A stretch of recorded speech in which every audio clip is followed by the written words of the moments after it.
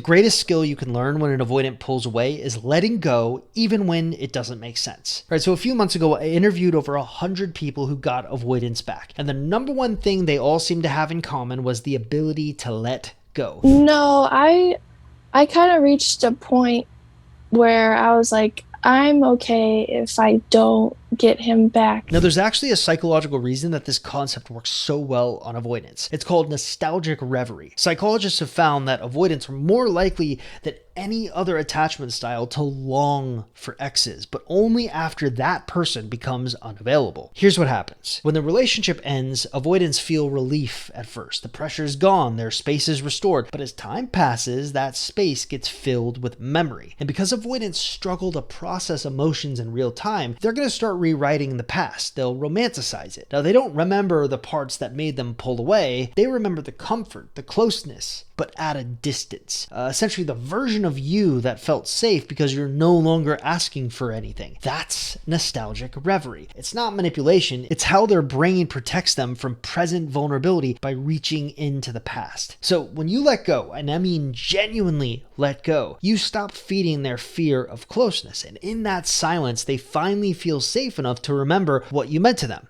But here's the catch. A lot of those 100 interviews that I audited, they got their avoidance back, but they didn't stay together with them long term. Because when they let go, it kind of woke them up out of the matrix. They realized just how much of themselves they lost in the relationship. And once they remembered who they were before the spiral, they stopped trying to prove their worth to someone who was never looking for it in the first place.